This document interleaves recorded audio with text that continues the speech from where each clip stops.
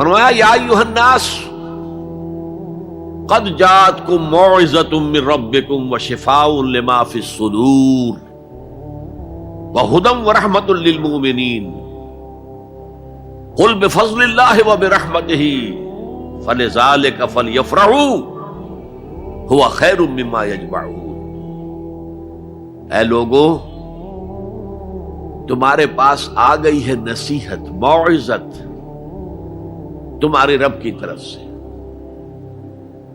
وہ صرف موعظت نہیں ہے، سینوں کے اندر جو روگ ہیں، جو امراض ہیں، ان کا علاج بھی ہے، شفا بھی ہے۔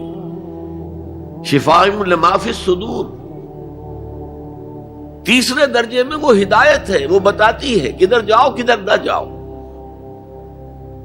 جیسے آپ نے دیکھا ہوگا پہاڑی راستوں پر قدم قدم کے اوپر کوشن ہوتا ہے، یہاں سپیڈ کم کر لو ورنہ تم کسی کھائی میں جا گرو گے۔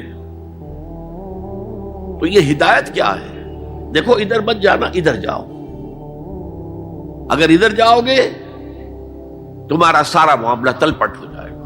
یہ ہے ہدایت۔ اور جو چیز دنیا میں ہدایت ہے وہ آخرت میں رحمت ہے۔ ہدی ورحمۃ للمؤمنین۔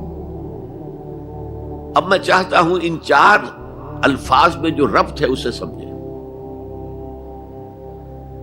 دیکھیے، اگر کسی ایسی زمین پر بارش برسے جو اوپر سے بہت سخت ہے تو پانی بہہ جائے گا، زمین میں جذب نہیں ہوگا تو کوئی روئیدگی پیدا نہیں ہوگی۔ اگر دل سخت ہے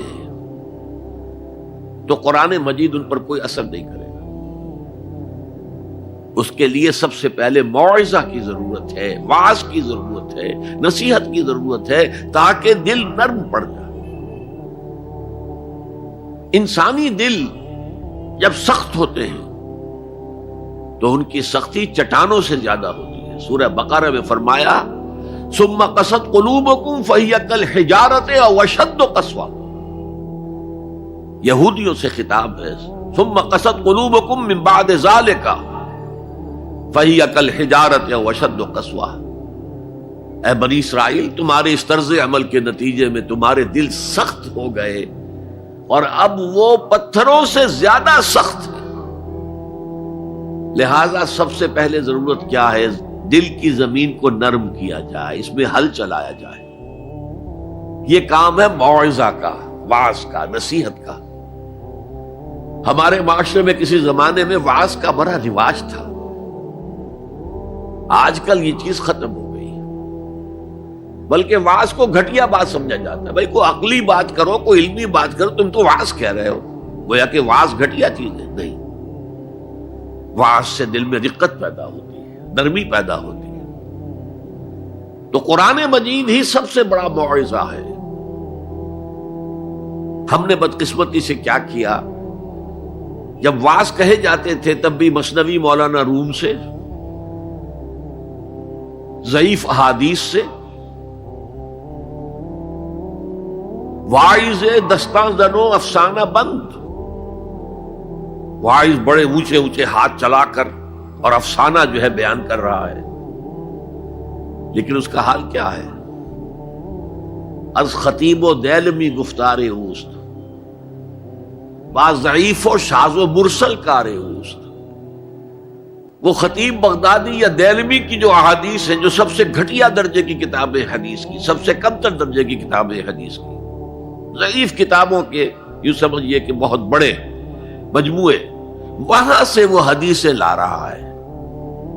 الضعیف و شاذ و مرسل کارے، ضعیف حدیث، شاذ حدیث، مرسل حدیث سے وہ بیان کر رہا ہے، قرآن سے اس کا کوئی تعلق۔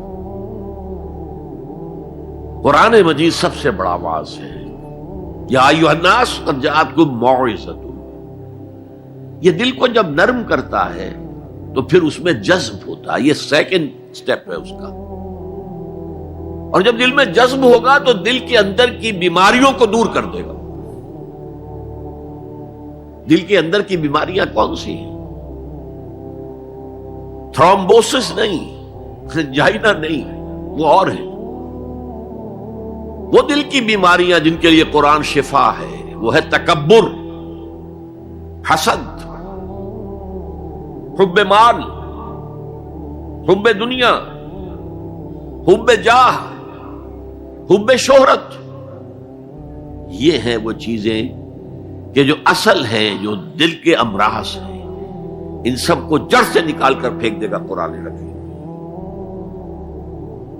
یا ایھا الناس قد جاءتکم موعظۃ من ربکم وشفاء لما فی الصدور، وہ ہدن اور وہ ہدایت ہے، انفرادی زندگی کے لیے بھی ہدایت ہے، اجتماعی زندگی کے لیے بھی ہدایت ہے۔ کبھی اگر سورہ فاتحہ پر آپ غور کریں جو ہماری نماز کا جزو لازم ہے، تو ہم پہلے کہتے ہیں الحمدللہ رب العالمین الرحمن الرحیم مالک یوم الدین ایاک نعبد و ایاک نستعین۔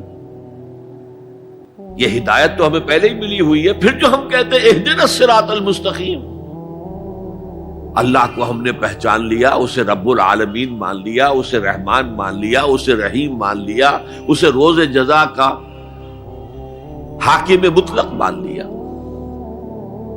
تو اب کون سی ہدایت رہ گئی؟ ہدایت تو آ گئی۔